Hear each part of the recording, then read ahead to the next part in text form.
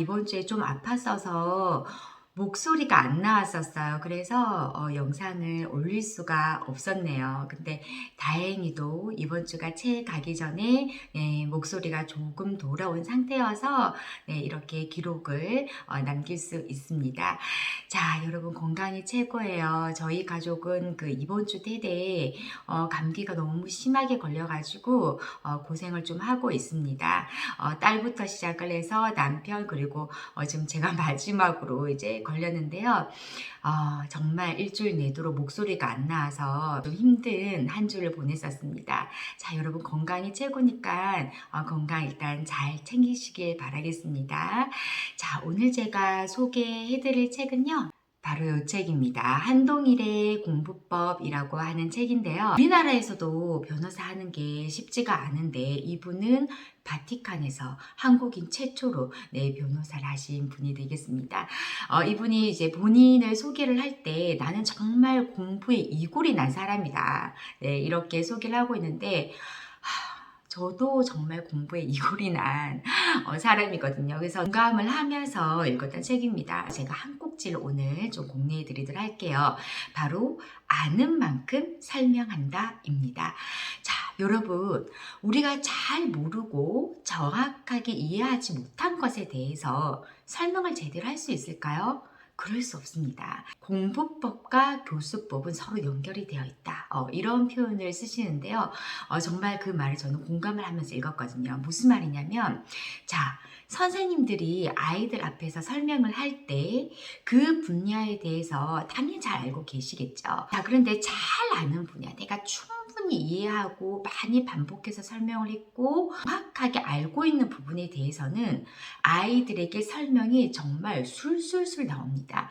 우리가 교사 생활 5년 정도만 해도 교과서 보지 않고 눈 감고도 설명을 한다, 수업을 한다 이런 얘기를 하거든요. 그 말이 정말 맞습니다.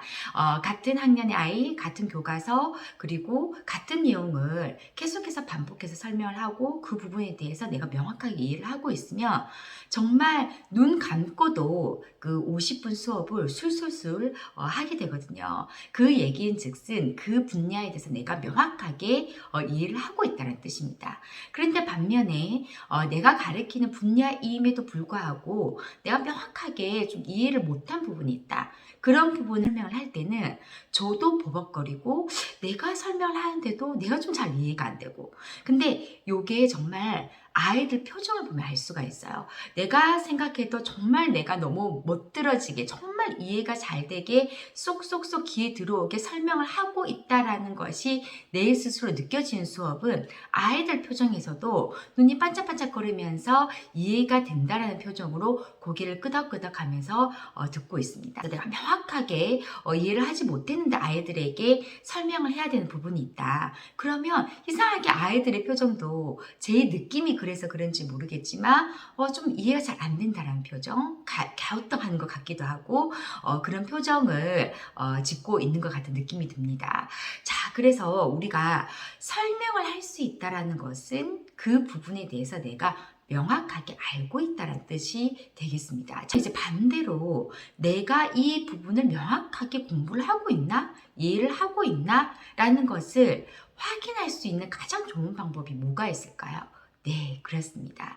스스로에게든 타인에게든 어쨌든 그 부분을 내가 설명을 해보는 것입니다. 그래서 아이에게 네가 이 부분을 제대로 이해했는지 네 스스로 알고 싶으면 설명을 해봐라.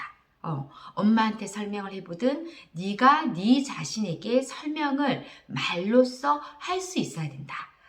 말이 술술술 이해가 되게끔 잘 나온다, 거침없이 나온다 하면 너는 그 부분을 명확하고 정확하게 이해를 하고 있는 것이고 설명이 제대로 안 된다 한다면 명확하게 이해를 하지 못하고 있는 것이다 라는 것을 아이에게 알려주면 굉장히 좋습니다. 우리 아이들 어릴 때 보면 학교놀이, 선생님 역할 하자 이런 얘기 간혹 하죠. 저희 아이는 정말 유치원생 때 학교놀이, 선생님 놀이, 그러니까 초1 때까지만 하더라도 그런 놀이를 너무너무 좋아했거든요. 자, 이런 놀이는 정말 아이들에게 좋은 놀이입니다. 이왕이면 아이에게 선생님 역할을 맡겨보십시오. 그러니까 대부분의 아이들이 아마 선생님의 역할을 자기가 하겠다고 하겠지만 만약에 엄마 나는 학생 역할을 할래 라고 만약에 한다면 요번에는 우리 누구누구가 선생님 역할을 해볼까? 하면서 선생님 역할을 한번 맡겨보세요. 그러면 아이가 어떤 것을 설명을 할 겁니다. 그 설명의 모습을 보면 아이가 어떤 분야에 대해서 어느 정도 이해를 하고 있는지가 보입니다. 자, 제가 저희 아이 초등학교 1학년 때 담임 선생님과 상담을 한 적이 있었는데요. 그때도 담임 선생님이 그 얘기를 하시더라고요. 저희 아이는 정말 집에서 학교놀이 선생님 역할 그걸 너무 좋아합니다. 이런 얘기를 제가 했더니 선생님이 박수를 치시면서 그거는 정말 정말 좋은 놀이다. 아이가 뭔가 특히 공부가 끝났을 때 뭔가 이해를 하고 났을 때 그런 역할극을 하면서 아이에게 선생님의 역할을 맡겨서 그 부분을 설명할 수 있도록 유도를 하면 정말 좋은 학습 방법이 된다라고 얘기를 하셨거든요. 아는 만큼 설명할 수가 있습니다. 그래서 우리 아이가 이거를 제대로 이해하고 있나? 의문이 들 때는 아이에게 반드시 설명해라고 한번 해보십시오. 그러면 아이가 설명하는 과정에서 막히는 부분이 나오면 그 부분을 명확하게 이해를 하지 못하고 있다는 것이 됩니다. 그런데 아이가 설명을 하는데 너무 유창하게 설명을 하고 엄마가 들어도 이해가 잘 된다면 제대로 이해하고 있는 것이 맞습니다.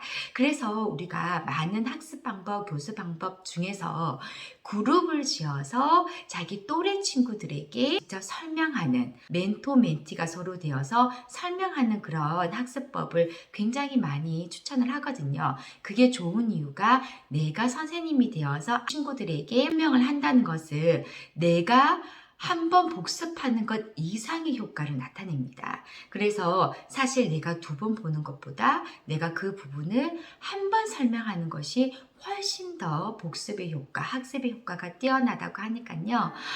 설명할 수 있도록 설명하는 연습 이걸 많이 할 수 있도록 하면 아이의 공부에 굉장히 도움이 되겠습니다.